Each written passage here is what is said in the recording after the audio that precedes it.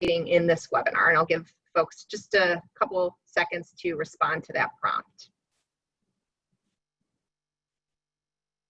BB, you want to just give me the thumbs up when you're all set to record? All right.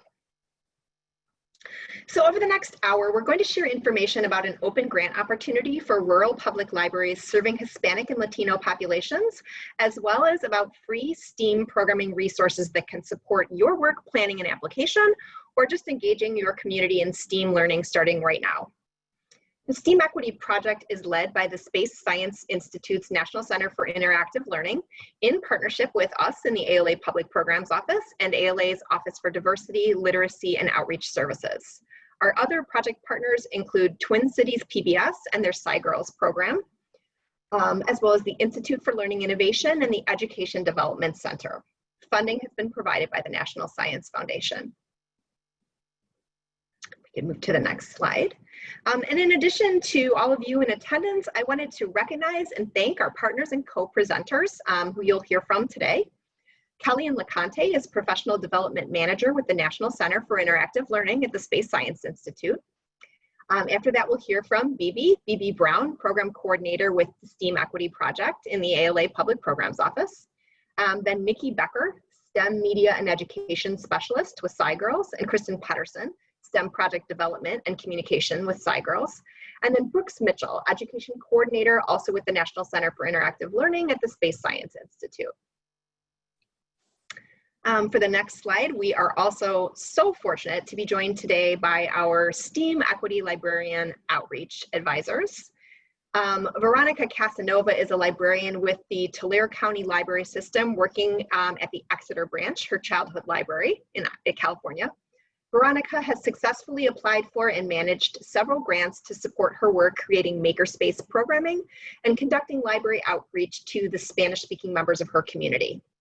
We also have Miguel Ruiz. He is a supervising librarian at the Evanston Public Library System, where he oversees the Robert Crown branch library with a focus on management, community engagement, and equity.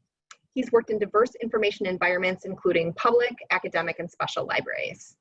And we also have Flo Trujillo. She is president of Reforma de Nuevo Mexico, and she joins the STEM Equity Advisor team after recently retiring from the Farmington Public Library in New Mexico after nearly 30 years of providing outstanding services to youth in her community.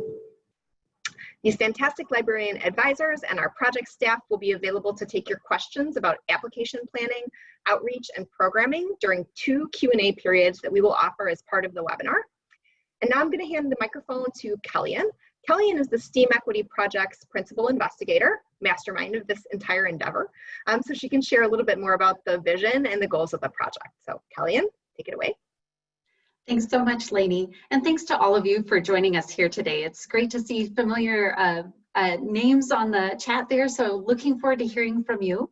We are, as Lainey mentioned, going to go over some resources, and we're really hoping you leave today's webinar excited about the STEAM Equity Project and ready to put in your notice of intent, and otherwise just ready to go armed with resources that you can incorporate into your STEAM programs and engagement efforts.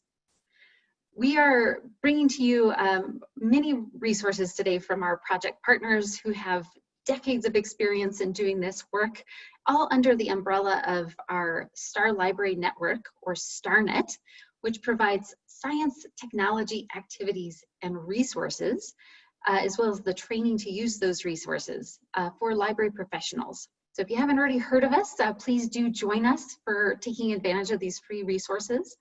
And I hope you'll enjoy learning more about this project and how you can use those resources. Even if we go through this and you realize your library isn't the best fit, please do take advantage of those resources and join us in our work around STEAM.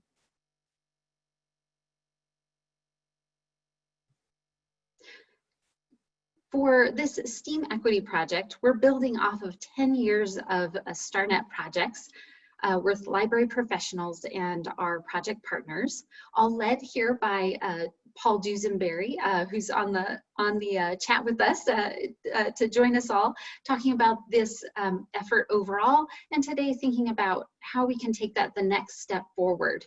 And we're trying to be mindful of your own goals as we're developing the STEAM Equity Project. We'd really like to see how we can help advance what you're doing in your libraries. And here we're thinking about tweens in particular and their interest in STEAM culture and learning, but also keeping an eye on the realities of your communities where those tweens certainly aren't all alone. They're working within this intergenerational space where the entire family can make a difference and be part of this effort.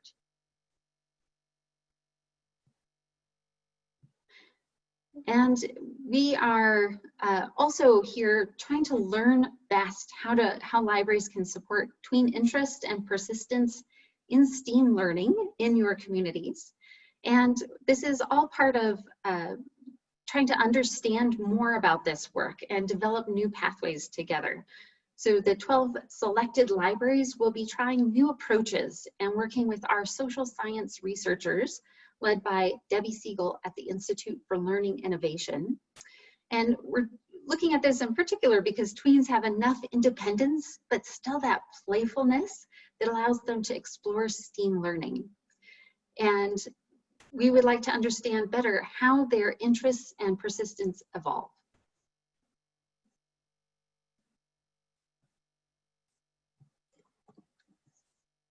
And while we don't speak for the National Science Foundation, they have granted us funds under their Advancing Informal STEM Learning Program.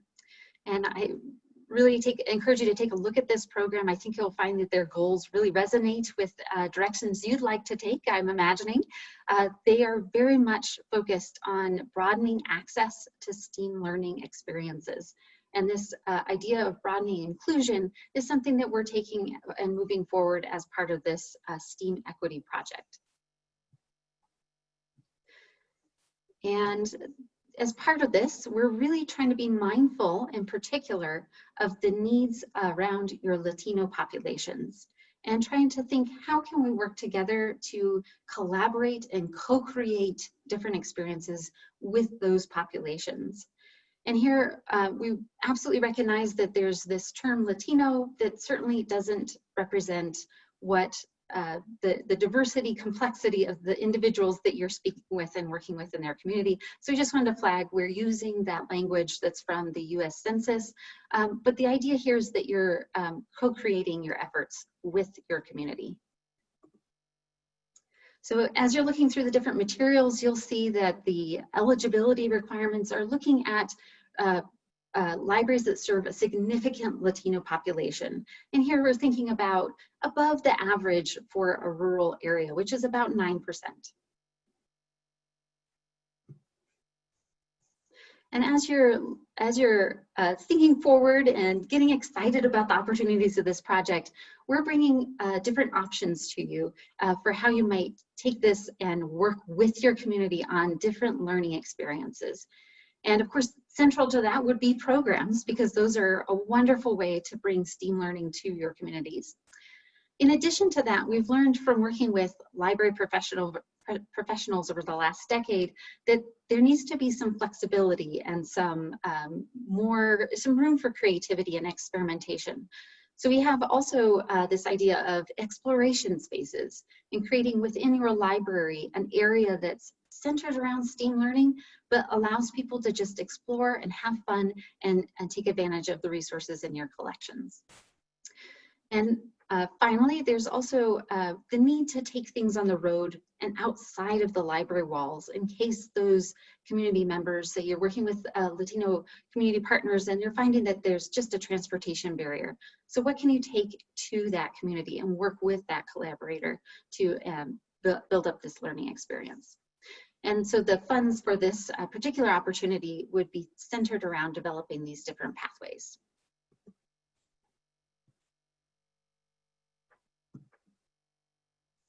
As you're thinking about how in the world to do this, we do want to flag that there's a great amount of work being done around community dialogues by StarNet libraries, including a video piece that we have here with Lisa Jackson from the African American Research Library and Cultural Center, where she's working with her community members to really think about what STEAM means for them. So I encourage you to check out that video for a quick look at how this could look in your library. And I want to also spend some time thinking about your role in this. So we're looking to partner with rural library staff, and we're doing so based on, from my experience over past decade plus working with library professionals, just really acknowledging that you have needs in serving your community and special ways that you might like to go about doing that, and also just that can-do attitude that we can all rally around in order to carry forward this important work. So as part of that, we are looking in specific for workers in small and rural libraries settings so that we can work together to develop and share STEAM learning strategies. So as you're looking through the application materials, you'll see here that we're looking at specifically for libraries that are under 25,000 population. And finally, I wanted to bring up the exhibitions here, which are 3 touring exhibits that we'd like to tour to different libraries. The idea being that you're using these exhibitions to draw in your community members and also collaborators who can help make this success. So our current thinking, although we are all living in this age of this pandemic, we want to be safe and healthy, but right now we're thinking this is 3 exhibitions that you host for 3 months at a time, but spread over several years so that it's not all at once and you can keep people coming back. And now for more about how you go about getting involved in this, I'll turn it back over.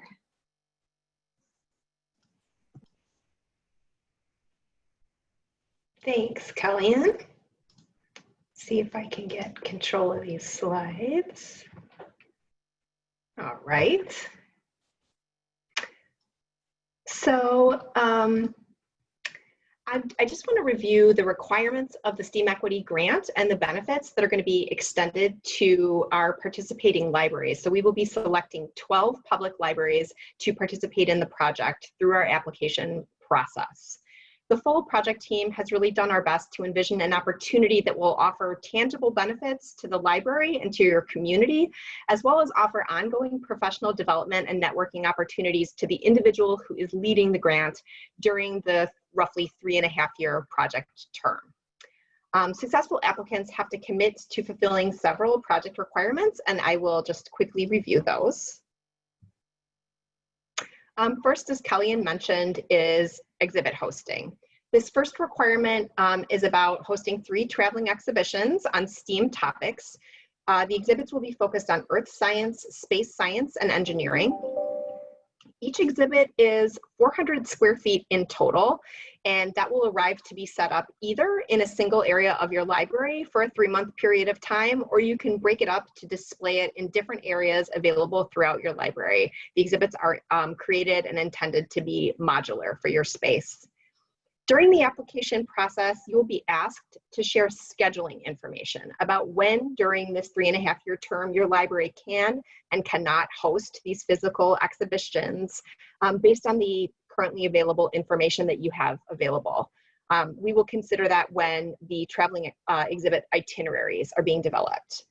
We understand very much, as Kellyanne said, that this requirement may be a little bit difficult to commit to during this period of time. Normally exhibits are a huge benefit to our grants, but there may be a little unease about that. I just want to share that details are going to be adjusted as circumstances related to COVID-19 evolve.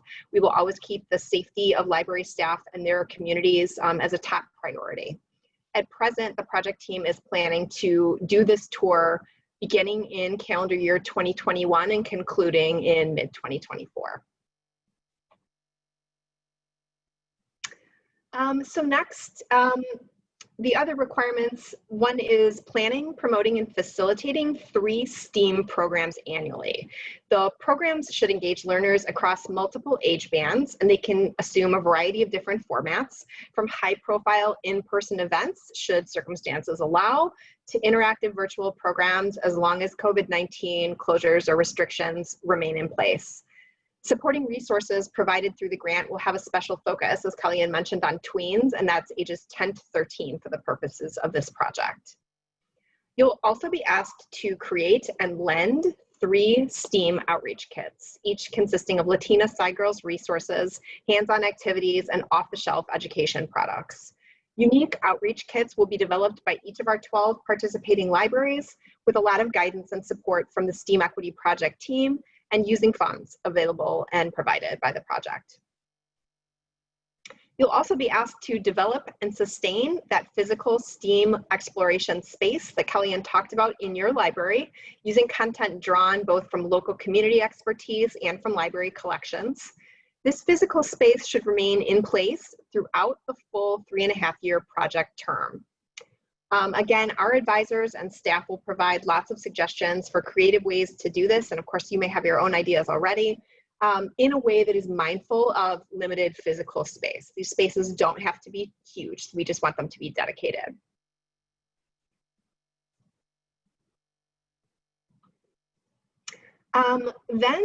We ask that you convene a community dialogue at least once every year. Using elements of ALA's Libraries Transforming Communities model, the Space Science Institute's community dialogue strategy facilitates conversations between library staff, community members, and leaders to inform project activity. The purpose of these gatherings during the STEAM Equity Project is to inform development of your STEAM exploration space, to help you co-develop plans to recruit racially diverse program participants, and to establish and grow local partnerships that can help further STEAM learning goals in your community. Participating libraries will receive lots of training and support from the project team.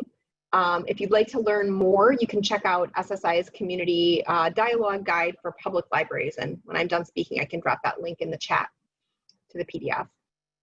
And finally, we ask all of our libraries to submit an online annual report about all of your project-related activities, descriptions of the events you've done, attendance information, names of speakers if that is a factor. That will all be handled through ALA's grant administration system. And we will ask you to participate in other related evaluation and research activities that will be ongoing during the course of the project. And now the benefits to libraries of the STEAM Equity Grant. By committing to the requirements, participating libraries will receive a range of benefits. Those include $15,000, which your library may use to support participation in related professional development activities, to purchase collection materials and supplies for your programs, for marketing, communications, and outreach efforts, and for other program-related expenses. Funds may not be used to offset library staff time, but they may be used to pay speakers, presenters, or other community partners or content experts. Successful applicants will be included in ongoing professional development opportunities. The project team is, at this moment, currently planning to host an in-person workshop for all the partner libraries at some point in spring of 2021, with the date and location still being under consideration. SciGirls Connect regional workshops will also be offered, and those will focus on designing and facilitating STEAM programs and creating and using STEAM outreach kits that are gender equitable and culturally responsive. There will also be annually STEAM Equity pre-conference events at the ALA Annual Conference and Exhibition. Participating libraries will receive a range of virtual support from the project team through check-in calls, webinars, and other means. We'll be in close contact as the project moves forward. And finally, you'll be included in a collaborative community of practice. So that is an overview of the STEAM Equity Grant opportunity and what's involved for our selected libraries. And now I'm going to turn the microphone over to BB so they can share more about the application and eligibility process.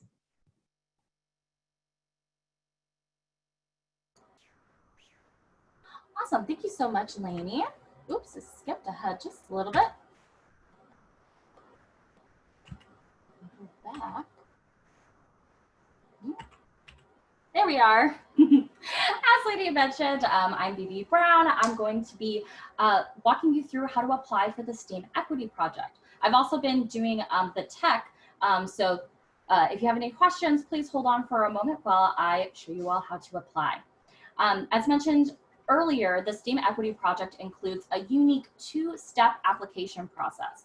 And today I'm going to walk you through the first step, submitting an NOI or Notice of Intent.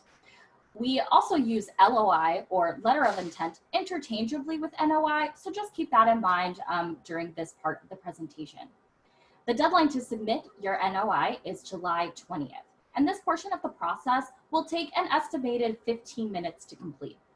We've decided to split up the application process so that the NOIs can serve as a quick way to identify libraries who align with our project goals. Invitations to complete the second part of the application process will be sent to accepted applicants in the late summer.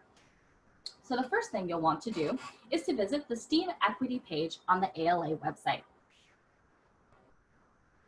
The URL for that is ala.org/tools/programming/STEAM equity. Don't worry, we'll give you all the links in a handy dandy link bank after the webinar. Once you have that page pulled up, you'll be able to find some helpful information about the project, including much of what we've covered in this webinar so far. I'd like to take a moment to point out the FAQ page. As you can see here, we've compiled a list of frequently asked questions to help applicants determine what they need before applying. And it's also got some really great resources on STEAM programming that you can do right now, and articles written by our fabulous librarian advisors. So definitely take a look for that as it's helpful to you. Once you're ready to apply, simply click the link here, and you'll be taken to ALA's online portal. If you haven't created an account with us before, no problem. You can always create an account to begin your submission process. You'll then be set up not only for this grant opportunity, but also for many more in the future. To do so, all you have to do is click Create New Account, and you'll be taken to the account creation page. You'll be asked to submit information about yourself, your organization, as well as your executive director, who must serve as the main point of contact for your overall ALA account. But for this exercise, let's go ahead and assume that you already have a Foundit account created.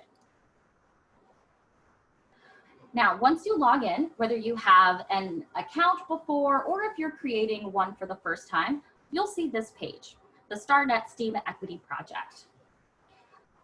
All you have to do is click the apply button here, and you'll be taken to the LOI submission page as it's displayed on your screen here. Simply fill out the information below as the questions prompt you. If you want to print out the question list and collaborate with a colleague before you submit, you can view all questions by clicking the question list button in the upper right corner of the screen. It'll present a PDF that you can download and manipulate as needed. There are 3 categories of questions in this NOI process: the library contact information, community information, and library capacity.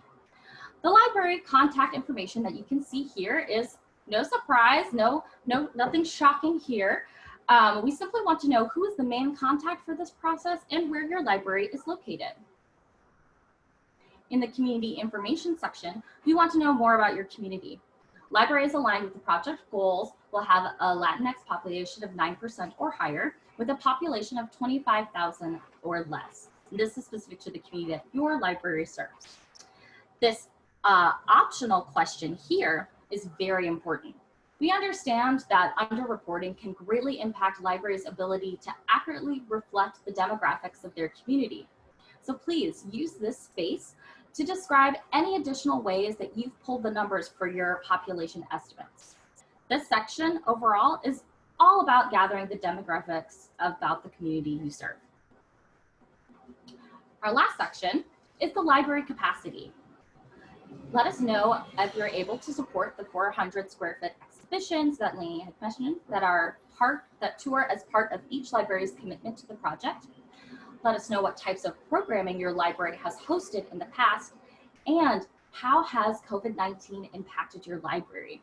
As Lainey mentioned earlier, we'll be making adjustments based on libraries' ability to respond and provide services during the pandemic. So the best way to let us know how we need to adjust is to fill out this portion of the NOI with particular care. You have the ability to start the NOI process, save it, and then come back later. You can use the Save LOI button in the bottom right corner here. And you can always come back and it will save your progress to date. Once you've completed completed your NOI and all of your questions are answered to satisfaction, you can click the Submit LOI button here. And then you're all set. Easy, right?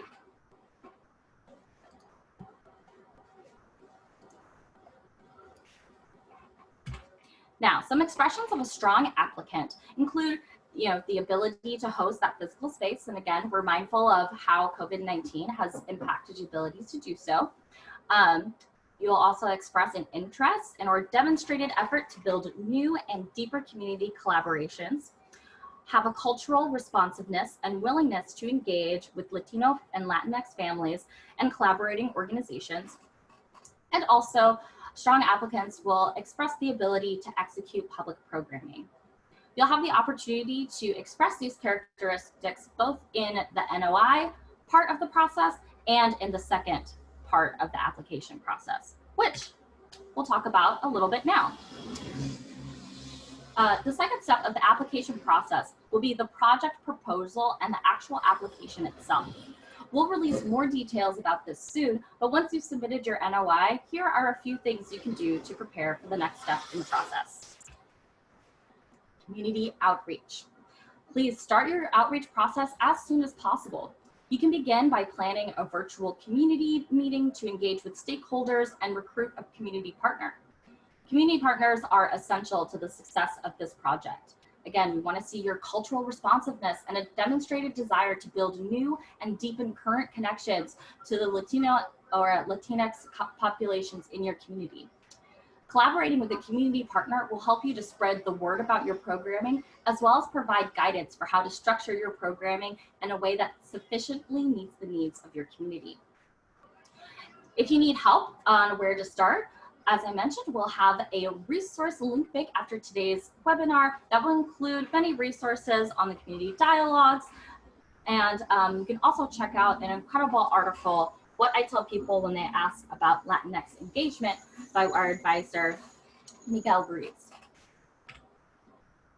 You can also consider how your library can execute STEAM programming for the remainder of the year and brainstorm ideas for what to pursue during the grant term.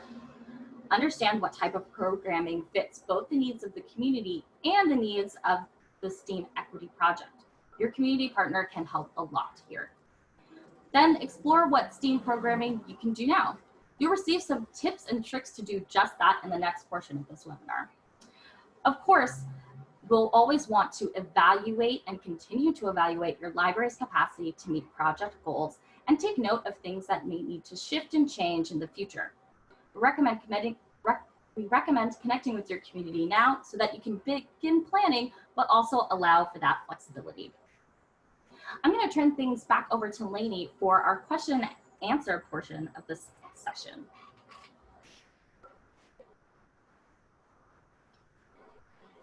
Thank you, Bibi. So we have set aside just a few minutes at this point in the presentation to take some of your questions about the project, the application process. So if you could go ahead and type those into the chat box right now, and feel free to ask questions of our presenters, or if you want to talk about outreach strategies, program planning details, our advisors are here to provide their firsthand experience and answer your questions in those areas. And I will take a look in the chat right now and start with the first thing that has come in. Jackie Mills asks, do you have suggestions on how to acquire the demographic information? Kellyanne, would you like to take that, or you want me to respond? Sure, well, I can lead in, and please feel free to fill in, Lainey. So we are intending for this NOI process to be fairly straightforward, where you're pulling things down from the census and kind of laying out just what does your community look like, adding some information that pertains to you, your alignment with the project, but we're hoping it's pretty straightforward. If you're finding that the census data doesn't adequately represent, since we're in the middle of that data being updated, then please do add in additional information so that we can better understand what it's like in your community. Lainey, do you have anything to add? I just want to echo what you've said, which is that we are really looking to be flexible, and we're looking to all of you as the experts about what's happening and what your community is like. We know that census data is not as available for, the smaller you get in terms of community size. So we invite you to use the comments area of the website to let us know about different characteristics of your community and just describe how you've arrived at that information. Let's see about the next question. Comes from Margaret Bolin. I hope I haven't mispronounced your name. If my community's population is over 25,000, can we still apply? Our Hispanic population is very high. Colleen, you want to take that again? Absolutely. So just, yeah, to kind of reiterate, we're really looking at this NOI process for us to be able to reach out to all of you and learn from you about what's going on with you, your willingness to participate, and get a sense so that we can help shape this project to be in alignment with, what makes sense, what's reasonable. So we do allow for gray area in this. We're looking for to just collect information from you. So hopefully you find the form very easy and you can fill that out and put your name forward as that you're interested. That said, I do want to flag that we are intentionally trying to address the needs and opportunities that are unique to small and rural communities. We've noticed in working with libraries over the past 10 years with different StarNet projects that there is great value in us being able to work together. And we really want to honor the fact that what drives your decisions when you're working in a rural and small library is different. The landscape is different for you than it is for an urban library. So we just want to acknowledge that and just say up front, right now for this project, we're focusing on the strengths and opportunities that are in rural and small communities. Lainey, do you have anything to add? No, I think that's a perfect response. Thank you. The next question comes from Julie Hall. If you do not have room to host the exhibitions in the library building, but could host them in a public setting, working with a community partner, for example, a community center, would that be acceptable? And I don't know that answer, so I'll leave that to you, Kellyanne. That's such a great question and a very important aspect for us to hear from you. We have intentionally made the exhibits as small as we possibly can, but still maintaining what we think is the secret sauce to this effort, which is that those exhibitions, when they land in a library, seem to really wake up the entire community and just have everyone look around and say, wow, my library is hosting a museum quality exhibition. There is something to be said there that it's hosted by the library and it's in your space. So if there's any way you can make it work, where moving things around or taking the exhibit part components apart and putting one piece here and another piece there, we'd love to see how we could work with you on that.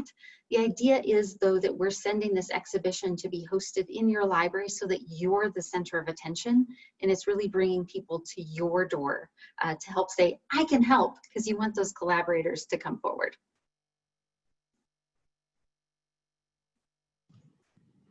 I would say too, if you want to submit that question via email to our staff, we can also talk about other ways that might work. Very much a collaborative effort to kind of come up with answers to these questions. I don't know if it would be possible to have a few pieces that didn't fit at the community partner space and the rest in the library, and you could work something out where they were traded, but we can spend a little bit more time thinking about that question and responding to if you'd like to follow up via email. That is the last question that I see in this area. Oops. Oh, thank you. And Veronica, our advisor, saying that that would be a great start to a partnership, and I agree. So I think with that, I just wanted to say that if your library isn't eligible to apply for the grant, or if you're not in a position to take on this project scope of activity right now, or even if you apply but you aren't accepted when we make our final decisions in the fall, you can still benefit from the project, and we encourage everyone to freely use many of the resources that are associated with it, and that will continue to be developed and released over the next 3-year term. So next we're going to hear from Nikki, and I think Kristen also, with SciGirls, about their content and some upcoming trainings that may be of interest to you. So Nikki? Yes, hi, thank you. And we're from SciGirls. I'm Nikki. My colleague Kristen is also here. And and we are very excited to work with you. So if you're not familiar with SciGirls, I'm going to just give you a little intro. SciGirls is both a PBS kids show featuring real girls working with real female STEM professionals doing real science, so real, and an outreach initiative bringing our gender equity teaching strategies to youth programs across the country. Our mission is to create media and education that changes how girls see STEM and how the world sees girls.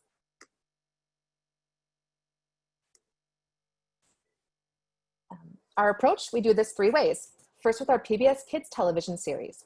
We have 5 seasons out now that you can watch online or check your local listings for when it might air in your area. Our 5th and latest season debuted back in December with 5 episodes focused on coding and computational thinking. And this season was just nominated for a Daytime Emmy Award for Outstanding Informational Educational Series, so we're very excited about that. We are currently in production on our 6th season around space science, which was funded by NASA, and we recently received funding from the National Science Foundation for our 7th season, which will feature citizen science in the national parks. And then besides our NASA season 6, all of our episodes and outreach have been funded by the National Science Foundation. Online, kids can find us at pbskids.org/SciGirls. This site hosts educational games and our episodes and role model videos. And then on the ground, you'll find our outreach component. We work with over 200 partners and over 80 certified SciGirls trainers to bring SciGirls gender equity teaching strategies to youth programs across the country.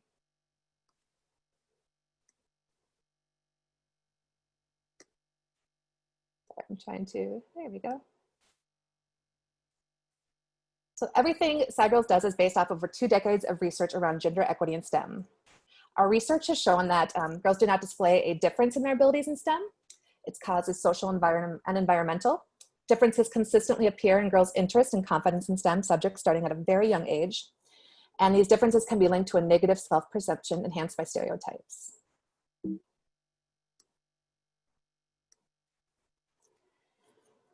So based on this research, SciGirls has created the SciGirls strategies, 6 strategies on how to engage girls in STEM. These strategies also include the overarching framework that is embedded in each strategy. In order to be effective in using these strategies, you need to include the framework by providing a STEM for all learning environment and using culturally responsive teaching strategies. And we'll be providing more information on these strategies and these topics at our online training beginning with a webinar on September 3rd.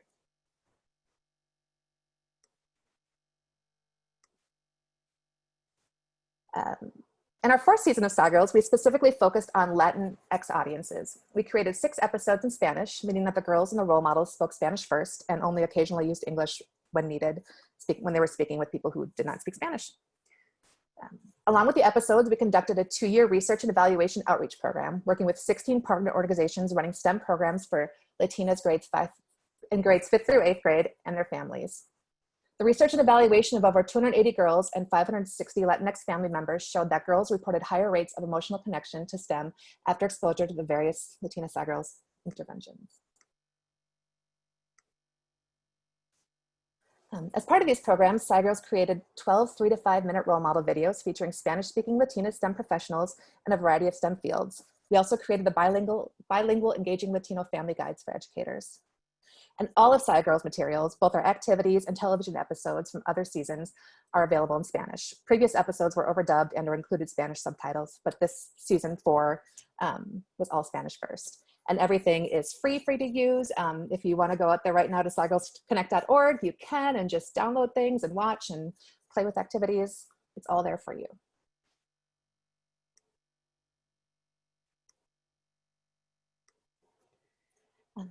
So as I said earlier, we work with over 200 partners and over 80 certified SciGirls trainers to bring SciGirls gender equity teaching strategies to youth programs across the country via our SciGirls Connect network.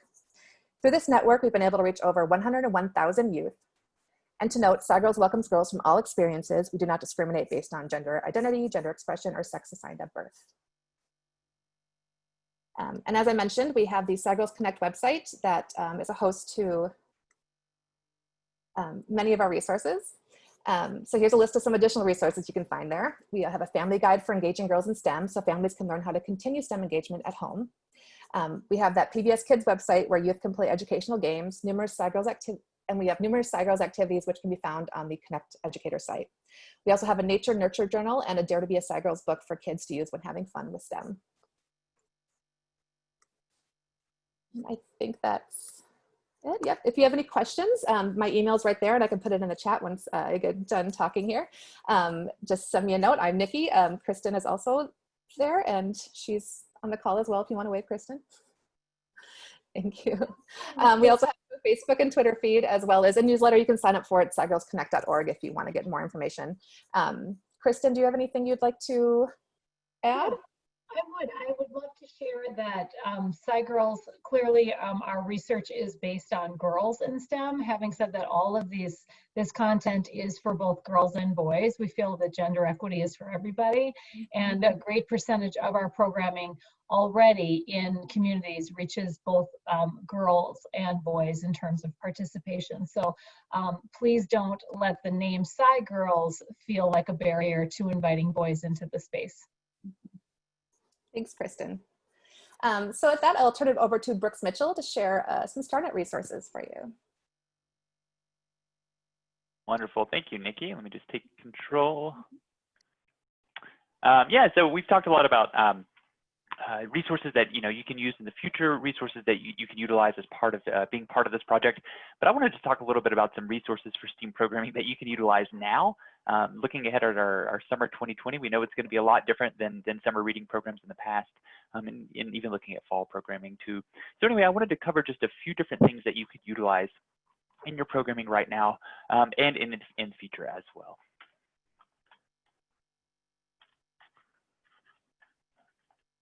Let me just, there we go. So the first thing I want to talk about is our STEAM Ahead at Home initiative. I put the link right down there on the PowerPoint slide, but you can also access this in the resource link bank that I've been linking in the chat box. Our STEAM Ahead at Home resource, it's a web page and a newsletter. If you get our normal StarNet newsletter, then you're probably getting the STEAM Ahead at Home newsletter as well. But it's a three-part approach to providing STEAM resources for you as library staff. So we have our Families at Home section of that, and these are activities, guides, and resources that you can give directly to your patrons. There's no facilitator required. It might be something like, this is a facilitation guide for a fun activity called Daylight in a Bottle that a family could do at home with recycled materials, and you do not need a library staff facilitator to facilitate that program. So if you're looking for something that you can just share on your Facebook wall, that you can send in an email to all your patrons, the Families at Home section is great for that.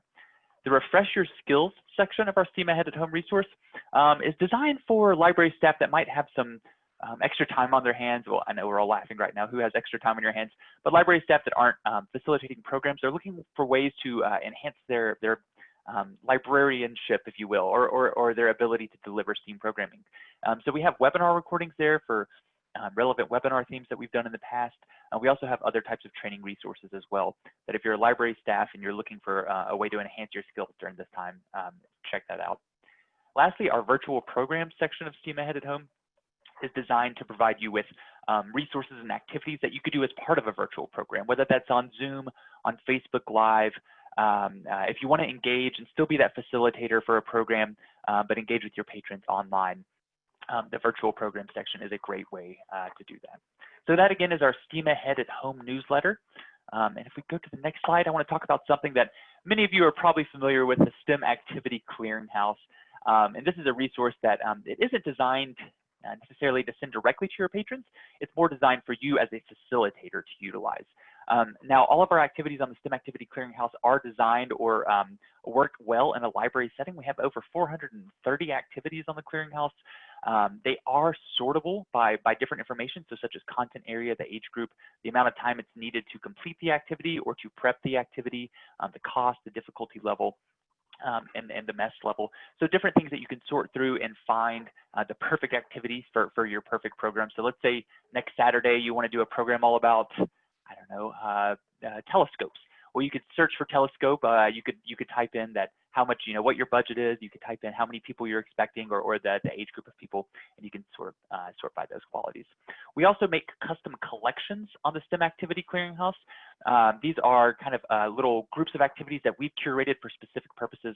So you see here we have a collection for Imagine Your Story, Our Planet Earth, that's our Earth Day initiative, passive programming, citizen science, and we have quite a few of these collections. We would really encourage you to go online and check it out. That again is our STEM Activity Clearinghouse. I have the URL right up there. It's also easy to find from our StarNet Libraries website. And I do want to talk about our YouTube page as well. There are a lot of great videos that we have on our YouTube page. The URL is really easy, youtube.com/StarNetLibraries. And so we have quite a few helpful how-to videos for interactive activities. Some of these are designed for direct-to-patron use, so you could send this video directly to your patrons. Others are more about how to facilitate an activity. We have archived recordings of all of our StarNet webinars. We have inspirational videos of STEM in action. So maybe these are different STEM professionals or subject matter experts that are actually, they're out there engineering. They're building the water pipe to bring water to a village, or they're, creating the next amazing satellite to go and provide us with STEAM exploration. So videos of people that are doing that, oftentimes people of color or women, to provide those inspirational role models for our younger patrons. So, to see people that look like them in these roles as STEM professionals. Also some other videos about the STEM in libraries movement. So some videos we've produced and videos from other partners as well, to kind of just talk about why STEM is such a great match, or STEAM is such a great match in the library setting. So with all that being said, I think we had about 13 minutes left and to hear from some questions from you all. So I know we had time earlier, and we were going to get to some of these other questions as well that have come up in the chat box. So now is a great time if you want to clarify anything, if you want to ask anything directly of any of us, please do that. So the first question, I'm going to go ahead and jump right in, is coming from Margaret. She was saying, what are we considered if we're not rural? So I think she was talking about a specific population band that her community fits in. And I know personally, I can't speak to the exact definition and the cutoffs. I'm happy to refer you to a document that we've utilized, and I'll put that in the chat box. Kellyanne or Lainey, would you like to speak about maybe where we're drawing that information from, or those qualifications from? Yes, I can jump in. That is a threshold that is used by the Institute for Museum and Library Services. And I believe that the language that my colleagues who work most closely with rural libraries in the Public Programs Office use is rural and small. So over 25,000, I think, is, at least by IMLS definitions, considered a small library. If you have, other factors that you would like to be considered, in addition to that 25,000 marker, I would encourage you to it should only take 10 minutes to fill out the NOI and include the context for why you feel like your community would be a good fit in the available space, so that we have the full picture. And I think that NOI process is meant to be pretty easy, as you're saying, Lainey, pretty quick. So if you are slightly in doubt about whether, I would encourage you to go right ahead and fill that out. I'm just gonna look through this chat box again. If you have any questions, you could put it in the chat box. You could put it in the Q&A as well.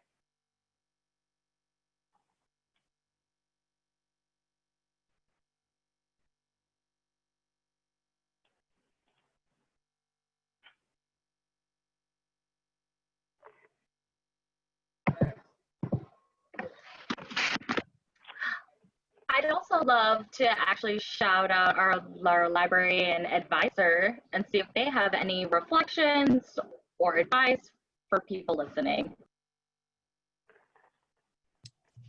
I'll kind of speak to that one. So hi, my name is Veronica Casanova. I am a rural librarian, much like you all, and I have gone and applied for grants before. I think the one thing that I would keep in mind whenever applying to this is, please feel free to reach out to anybody who's on the team. Lainey and Kellyanne would actually be the best contacts, but feel free to reach out. I think since we started this process of trying to put the application together, the one thing that I have seen is that there is a really true collaboration of everybody, and everybody's just trying to work together to put a project that really affects the librarians and makes an effect at the community level. So yeah, I think that would be the one piece of advice that I would give out. Just go ahead and reach out to anybody. Feel free to do so. Yeah.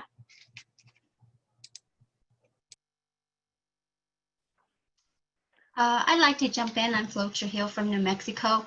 I like that Peggy Margaret asked a couple of great questions. One of the things that I can tell you is I am familiar with Roswell, and I consider all of New Mexico pretty much rural. And I know Roswell is about 200 miles from the Mexican border, so I know they have a very high mix of Latino population. But just like we up in the Four Corners, we have a mixed population of Latino or Latinx families. And so I feel that that's a great opportunity for you to apply. The other thing too that came across that I saw was how you can make it fit, because if you're a rural library, I know many in New Mexico are very small. I know Roswell would be fine, but I do feel that there are some that are much smaller. New Mexico has a lot of libraries that are connected with community centers, boys and girls clubs. They're all in one building and they all have one shared programming space. So they're probably within door-to-door distance, locked in together. So just to give you a little picture of that, I think that it is an opportunity to kind of look at it so it's not individual. Most of the time when you come in for summer reading here in New Mexico, they're coming right next door, but they're also part of the library and they make it part of their program. So I feel it's a great way to engage the ones that you already have nearby, but also to have them go home and talk about the program and bring them back in. So I wanted to share those two little factoids. Thank you. Thank you so much. That's really valuable to hear, Flo. I appreciate that. And I do want to point out a question that Donna Blomquist is asking in the chat. She's saying, should the community partner be a service organization, a school, or a business? I think it's a great question, and you could say and or a business maybe to include multiple partners. But would anybody, Kellyanne or Lainey, like to speak to that? Is there a requirement for the community partner, or is it a little bit of their own discretion? Sure, I can jump in, and Lainey, feel free to add too as well. So we are looking in this NOI phase. We really are just trying to understand your community and what you do have available for you to draw into your planning for the second phase of the application. So we have a very simple form in this stage just to check mark what kinds of organizations, schools, businesses are in your community. Knowing that it'll look different everywhere, we just wanted to get a sense of what is around you. And as we're going forwards into this phase 2 of the application, and you're thinking about, who can I work with? We've had success with working with public libraries across the nation in being very open to what makes this move forward. And as Veronica was saying, what benefits your community? And that can be any of those team members. We've even had in the community dialogue sort of setting, had great change makers be the person who runs the local sandwich shop.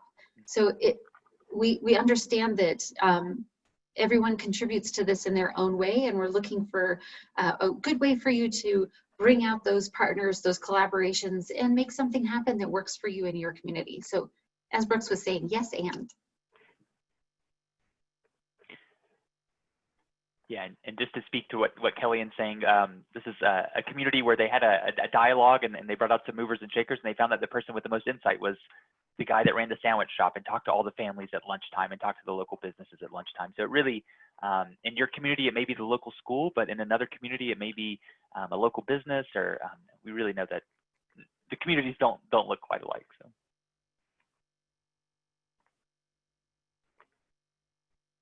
Veronica says, I love that. That is a rural community. Yep. And I would just say too that we are recording this webinar, and when it gets out and we have a link to share, we'd really encourage, if you know of other rural library staff that you think, oh, they might not have heard of this, everybody kind of thinks they're crazy with COVID-19 right now, and everybody's schedule is crazy. So please do share this webinar recording and this opportunity with other rural library staff that you know that might benefit from knowing about this.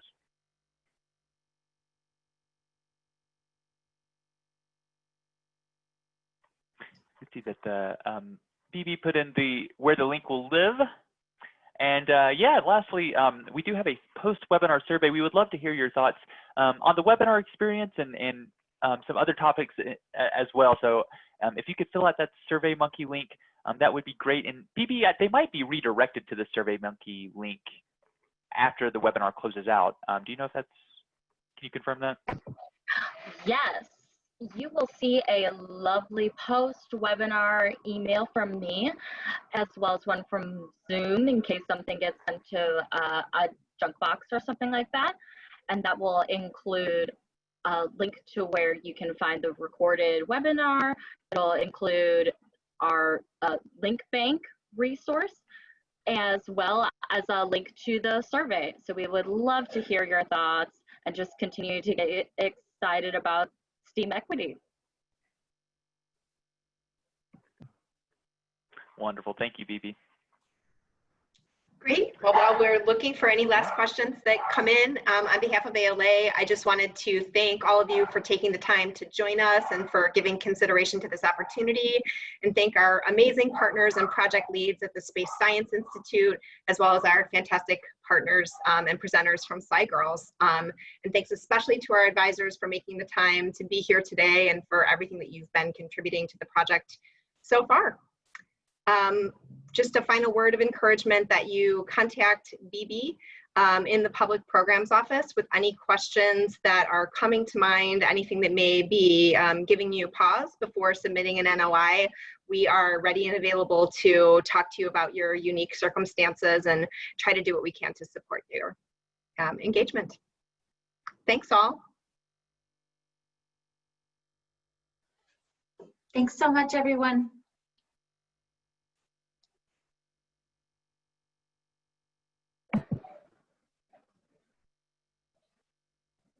Thanks, everyone.